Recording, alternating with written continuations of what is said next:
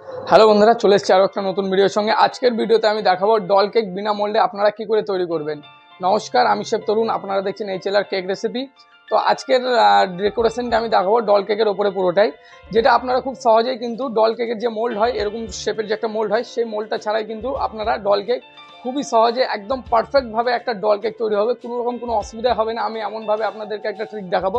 ওকে, তো পুরো ভিডিওটা দেখুন, শেষ পর্যন্ত আমার সাথে থাকুন, আর কমেন্ট করে অবশ্যই জানাবেন যে পুরো কেকের ডেকোরেশনটা কেমন লাগলো। তো এবার কি করতে হবে, এবার সবার প্রথমে আপনাদেরকে নিতে হবে হুইপ ক্রিমটা। প্রথমে আমি কেন নিতে বলছি, কারণ হুইপ ক্রিমটা আমি এখানে কিন্তু হুইপ ক্রিমের সঙ্গে কালার মিক্স করে এটাকে আমি ডিপ ফ্রিজে রাখবো যতক্ষণ না আমার বাকি কাজগুলো হয়ে যাবে। তো আমি দেখুন এটাকে কিন্তু পিঙ্ক কালার বেকারি হুইলসের এখানে ইউজ করলাম। তো এবার এটাকে সুন্দর করে মিক্স করে নিতে হবে।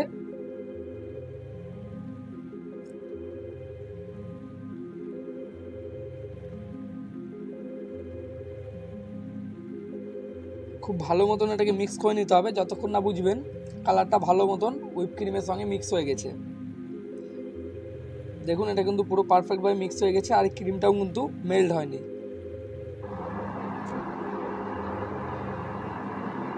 এবারে এই স্পঞ্জগুলোকে মিডিল থেকে কিন্তু সিঙ্গেল সিঙ্গেল করে 3টে লেয়ার কেটে নিতে হবে।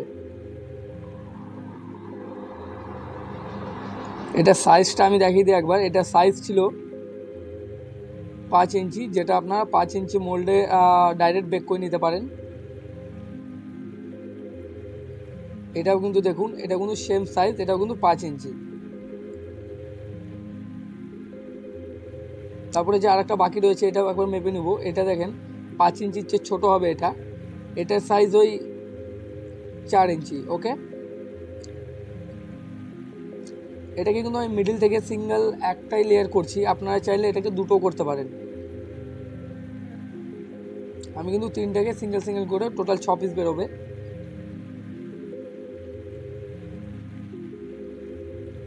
এই ছোটো পিসটা যেটা কাটছি এটা কিন্তু সবার ওপরে থাকবে লেয়ারিংয়ের, মানে বড় দুটো নিচে থাকবে আর ছোটোটা কিন্তু ওপরে থাকবে।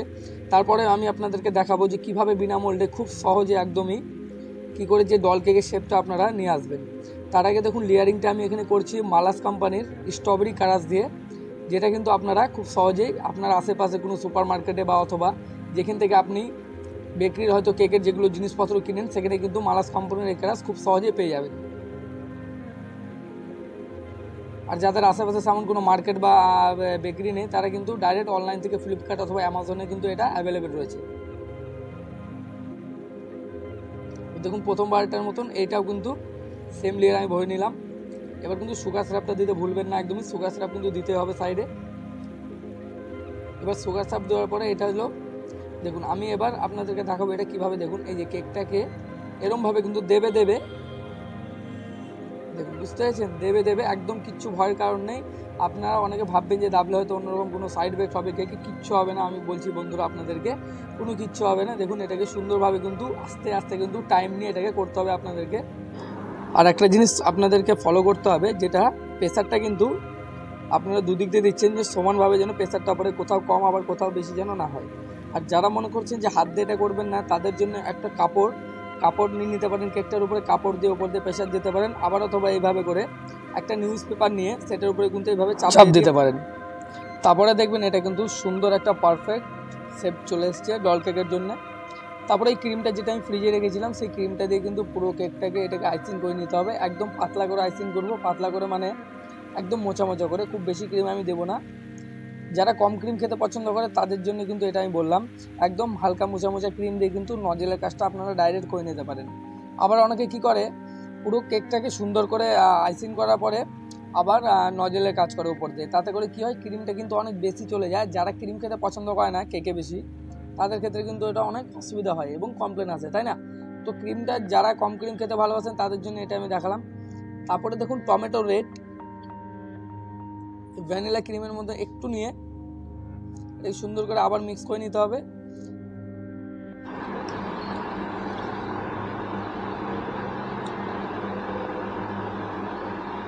এটাকে কিন্তু মিক্স করার পরে 5 মিনিট ফ্রিজে রাখবো। তারপরে 5 মিনিট পরে ফ্রিজ থেকে বের করে কিন্তু এটা বাকি কাজটা আমি শুরু করব। ডল কেকের আমি কিন্তু এটা ডেকোরেশনের জন্য না, আমি কিন্তু যে পাতলা করে একটা ক্রিমের আইসিং আমি করলাম কেকটার উপরে, আইসিং করেছি পাতলা করে তোমরা দেখলে, সেটাকে কিন্তু আমি এবার একটু ডিপলি করে এই পাইপিংয়ের দ্বারাতে আইসিনের কাজটা করব।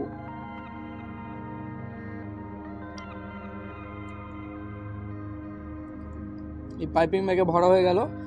এটা কিন্তু আমি একদমই লাইট কালার ইউজ করছি, একদমই হালকা কালার দেবেন এখানে কিন্তু খুব বেশি কালার দেওয়ার কোনো দরকার নেই। এবার কেকটা দেখে নিতে হবে যে কেকটা মিডিলে আছে কিনা, একবার এটাকে ফলো করে নিতে হবে। তারপর কেকটা মিডিলে না থাকলে সেটাকে মিডিলে করে দিবেন। মিডিলে করে দেওয়ার পরে এই যে পাইপিংটা আছে এর মাথাটাকে কাঁচি দিয়ে হালকা করে কেটে নিতে হবে, খুব বেশি মোটাও না আবার অনেক বেশি পাতলাও না।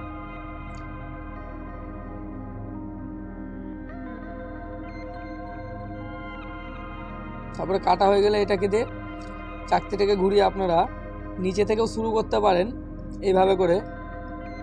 আবার নিচে থেকে যদি আপনার অসুবিধা হয় তাহলে কিন্তু ওপর থেকেও এটাকে দেখুন, ওপর থেকে যেভাবে নামাচ্ছি এভাবে করে কিন্তু পাইপিং ব্যাগের দ্বারা ক্রিমটাকে আস্তে আস্তে হালকা জাস্ট প্রেসার রেখে নিচের দিকে নামালে কিন্তু খুব সুন্দর করে ক্রিমটা দেখুন এখানে আইসিং হয়ে যাচ্ছে, তাই না? এরপরে আপনাদেরকে একটা প্লাস্টিকের সিট নিয়ে নিতে হবে, আবার অথবা এরকম তাসও নিতে পারেন। তারপরে এটাকে খুব সুন্দর করে ফিনিশিং করে নেব। ফিনিশিং করার সময় যদি আপনার মনে হয় যে ক্রিম অনেক বেশি, তাহলে কিন্তু এটা এই স্ক্র্যাপারটা দিয়ে কিন্তু আপনারা, স্ক্র্যাপার মানে আমি তাসটাকে বোঝাচ্ছি, এটাকে দিয়ে কিন্তু আপনারা ক্রিমটাকে উঠিয়ে নিতে পারেন। হালকা চাপ দিয়ে দিলে কিন্তু ক্রিমটা উঠে যাবে। দেখুন আমি দেখিয়ে দিচ্ছি, ওপরের দিকটাতে কিন্তু দেখুন এইভাবে হালকা চাপ দিলাম, দেখুন ক্রিমটা কিন্তু উঠে যাচ্ছে। ঠিক আছে, এইভাবে করে কিন্তু আপনারাও ক্রিম বেশি হলে ক্রিম উঠিয়ে নিতে পারেন, কোনো অসুবিধা হবে না।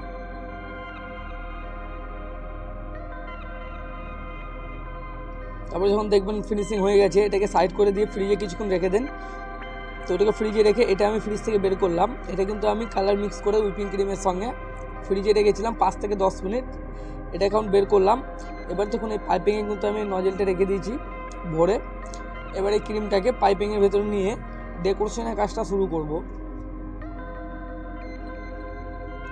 সুন্দর করে পাইপিংয়ে কিন্তু ক্রিমটা পুরোটাই ভরে নিলাম। আমি আপনাদেরকে একবার দেখিয়ে দিচ্ছি কাছে থেকে ডেকোরেশনটা ঠিক কীরকম টাইপের বেরোয়। এটা দিয়ে দেখুন এরকম বেশ সুন্দর কিন্তু একটা, এটা কিন্তু একদম ইজি নজেল, যেটার জন্য আমি আপনাদেরকে দেখিয়েছি। এটা দেখুন বেশি নিচেও রাখবেন না, বেশি ওপরেও না, ঠিক আছে? মিডিল পজিশনে দেখুন এভাবে ধরে রাখবেন, হালকা হালকা জাস্ট আপনাদেরকে এটাকে দেবে যেতে হবে, আর চাকতিটা কিন্তু এক হাত দিয়ে ঘোরাতে হবে। এই দেখুন আপনারা চাইলে এখানে থেমে যেতে পারেন, আবার অথবা আমার মতন এরকমভাবে ডাইরেক্টলি কিন্তু পুরোটাকেই এক রাউন্ডে সেরে নিতে পারেন।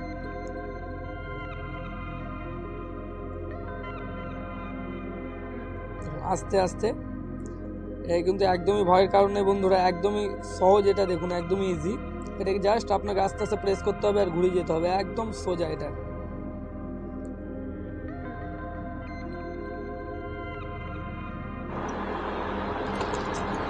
আস্তে আস্তে কিন্তু ওপরের দিকে গিয়ে এটাকে কমপ্লিট করে নিতে হবে।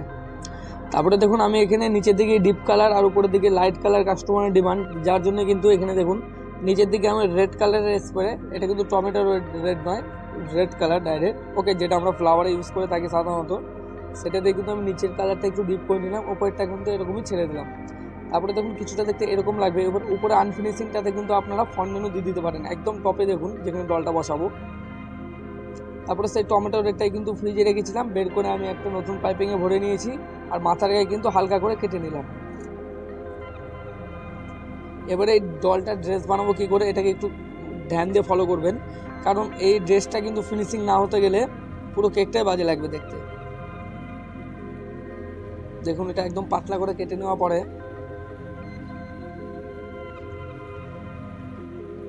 এইভাবে করে কিন্তু পুরো ডলটাকে আপনাদেরকে আস্তে আস্তে আস্তে আস্তে ফিনিশিং দিতে হবে। পুরো ডলটা ড্রেস কিন্তু এভাবে তৈরি করব।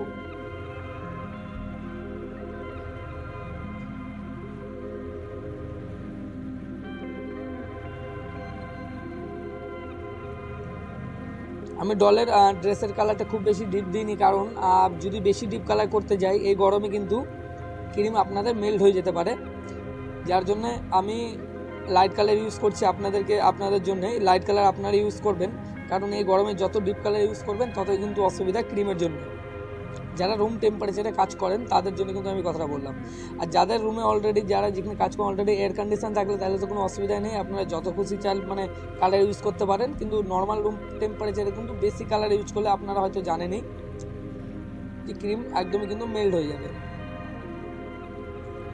আর আমি এখানে হালকা কালার ইউজ করলাম, আমি কিন্তু পর থেকে এখানে স্প্রে কালার দিয়ে এটাকে ডিপ করে নেব ডলের ড্রেসটাকে। দেখুন এটা কিন্তু মোটামুটি কমপ্লিট।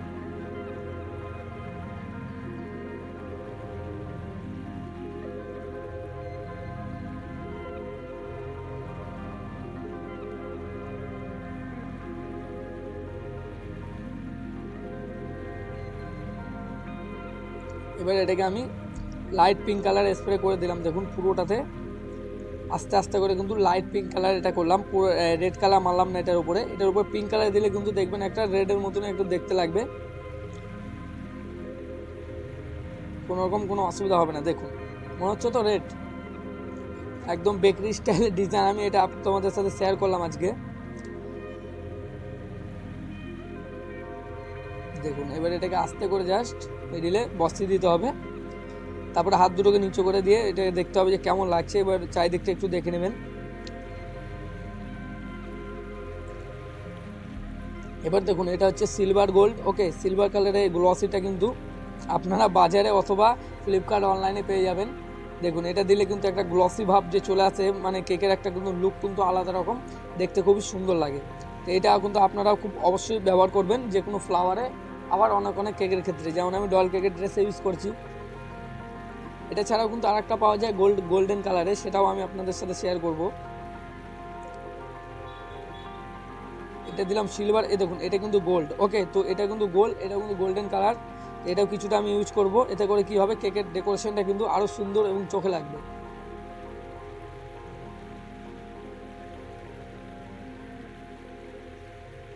আর পুরো ভিডিওটা কেমন লাগলো, আজকের ডেকোরেশনটা ডল কেকের কেমন লাগলো আমাকে কমেন্ট বক্সে অবশ্যই কমেন্ট করে জানান। আর যারা আমার চ্যানেলটিকে এখনো সাবস্ক্রাইব করেননি সাবস্ক্রাইব করে দেবেন, যেন এমন এমন নতুন কেকের ডেকোরেশনের ভিডিও আপনাদের কাছে পৌঁছে যায় সবার আগে। দেখা হবে আবার কোনো নতুন ভিডিওর সঙ্গে, ভালো থাকবেন, জয় হিন্দ, বন্দে মাতারাম।